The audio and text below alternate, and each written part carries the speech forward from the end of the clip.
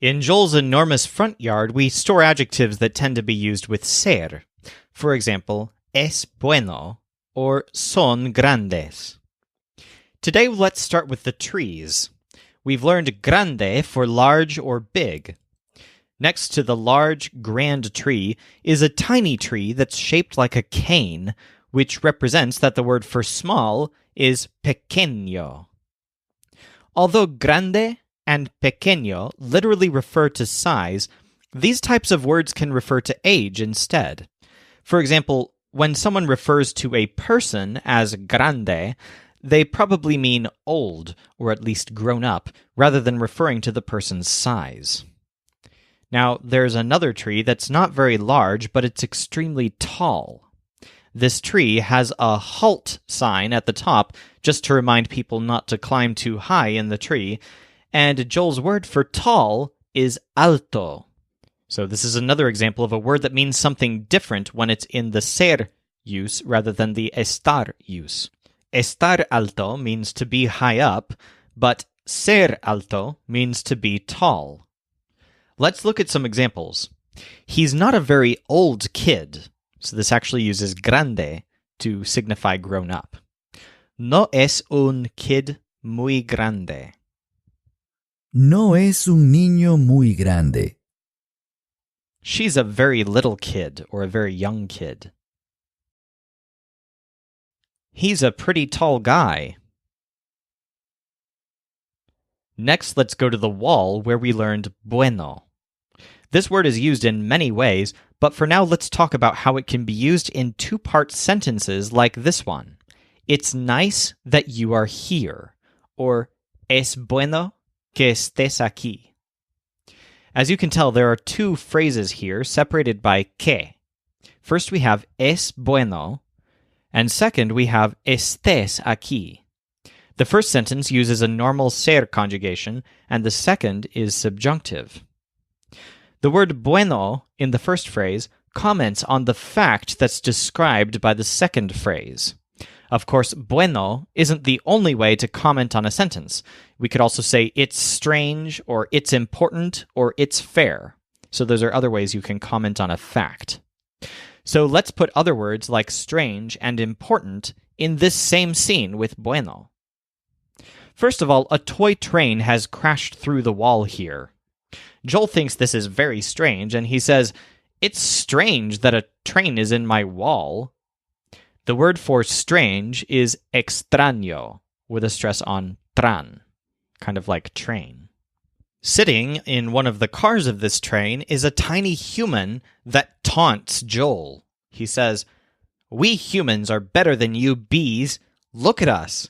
We invented trains and are good at driving them. We're much more important than you." This word doesn't convince Joel, but he now associates the word important with this human's taunts.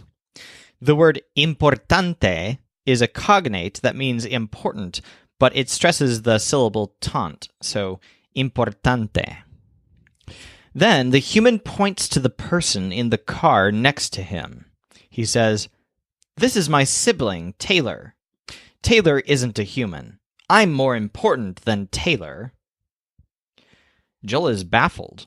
How can this taunting guy be siblings with Taylor if Taylor isn't a human? And is Taylor his sister or his brother? He just called Taylor his sibling. So Joel wonders, how is it possible that Taylor is your sibling? The word for possible is posible, with a stress on sib, like sibling. Below the train, some feet are sticking out of the bottom of the cars. Joel doesn't know whose feet they are, but he decides to try to tickle their toes. When he does, they always say, "Hey, that's not fair." Joel doesn't know whose toes these are, but his word for fair, as in it's not fair, is justo, kind of like whose toe. All of these words are connected to the protruding stage. But there's one more word here that's related, but it's in a different place, and the word is cierto. Here's the thing. The window above Joel's stage is cracked, and it's been the cause of nasty drafts for a long time.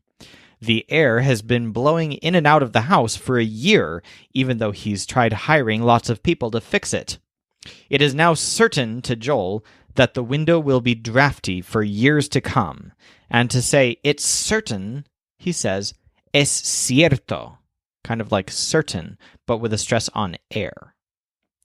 This word is in a slightly different place from the other words.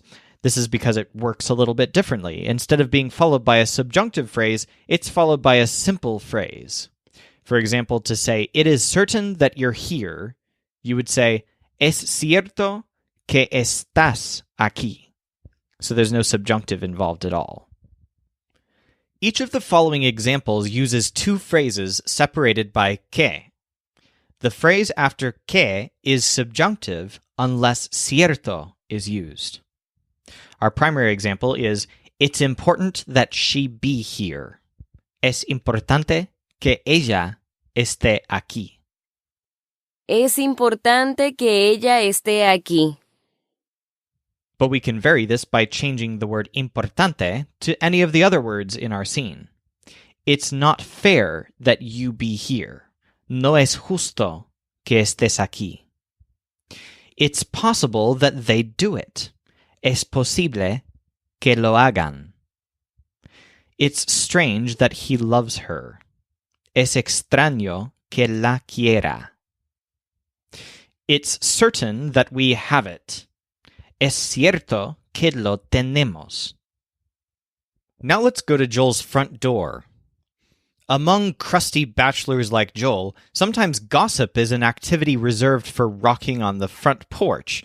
Front porch talk and gossip are the same thing to Joel. Well, actually, Joel doesn't have a front porch per se, but the path in front of his door does the job. This is where Joel likes to make descriptive statements about other people. First of all, Joel has painted an apple to look like Ser's face. This apple is badly bruised because Joel has stepped on it many times, usually on purpose. Whenever he sees the apple, he says, "Why so serious?" His word for serious is serio, or of course, seria. And this is just a quality that he associates with the woman Sarah. Joel often describes people he doesn't like as too serious. But a stronger, more negative word is malo, which means bad or mean. To represent this, he has a toy monkey holding cymbals and trying to maul the apple with them. On the other side of the path, there's a chicken wearing cowboy boots. Joel is a huge fan of American westerns. They're imported to Joel from planet Earth, and he thinks that they're brilliant. The chicken likes to use the word y'all, which Joel thinks is an ingenious word. I mean, if you think about it, y'all is somewhat equivalent to ustedes, but in English, and Joel thinks that that's kind of smart. Joel often tells the chicken, "You American Westerners are amazing and brilliant." His word for amazing or brilliant is genial. Now, the stress is on yal, but it kind of starts with hen, so genial. Next to the hen is yet another magic lantern, but this one has feet. It runs quickly around to the door and back. Joel says that this little fellow is very energetic and lively. His word for lively is vivo. Joel's front door itself has been subjected to vandalism. Someone scratched a picture of Santa Claus at the top, and lower down they made a picture of the young man whose arms and legs are made of hose. We use these pictures to store the words viejo and joven.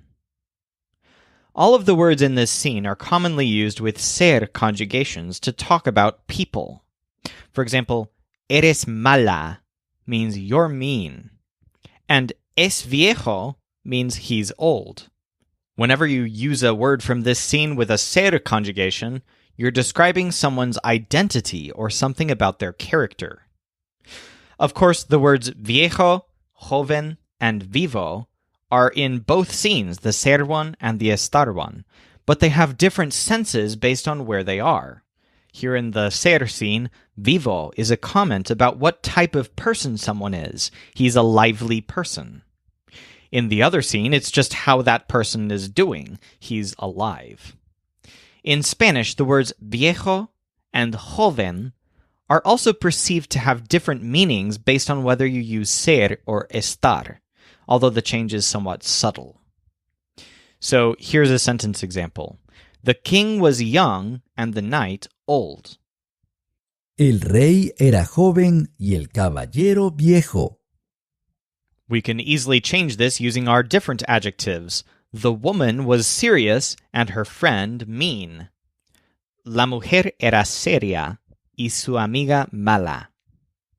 Or maybe the man was brilliant and his wife very lively. El hombre era genial y su mujer muy viva. So the words near Joel's door typically refer to people, but the words that we learn around the pool are more often used for non-human nouns. We've already learned claro, which means clear, transparent, or even light-colored. We also learned seguro, which means secure or safe. On the near side of the pool is Joel's swimsuit, which, strangely, is made of wood. Joel says that he likes to wear something strong when he swims, just to help protect him from the claws at the bottom of the pool. He refers to this swimsuit as fuerte. So the stress is on wear, so you wear something strong. So the word for strong is fuerte. And this generally means that something is strong or hard physically. On the closer end of the pool are some interesting formations in the cement. Joel has made a lot of money by selling fossils, which are very expensive in Yol. But for him, finding fossils is an extremely easy task, because an abundance of fossils can easily be found in the surface of the ground just next to his pool. According to Joel, finding fossils is fácil, which means easy. But something that's not so easy for him is paying the legal fees involved in selling fossils. In Yol, there's a levy for every fossil that's sold, and sometimes Joel neglects to pay this money. So the stack of fees piles up next to his pool because he finds it very difficult to part with his money for these fees. His word for difficult is difícil. So it sounds like the word difficult, but the stress is on fee. Difícil. On the right side of the pool are several pool chairs.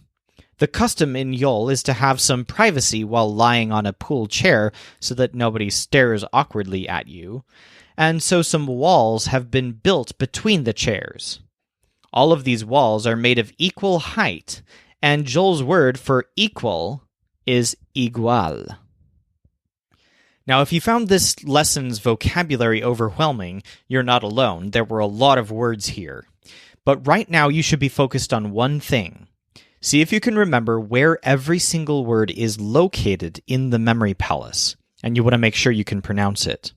So can you go through the locations one by one and remember all of the words that you have in each of these places? We've tried to provide a fairly easy way for you to do this. We actually split the Lesson 9 quiz into 2 parts. The first part is just the vocabulary, and we show you where everything is in the different scenes. And the second part involves the phrases, which we're going to discuss in the next video. So maybe before going to the next video with the phrases, just go ahead and review all the vocabulary and make sure you have it where it's located. Once you think you're pretty solid on that, and you know all of these words, then go on to the next video, and we'll work a little bit more deeply on the phrases and the way that they're used in the dialogue that we're studying.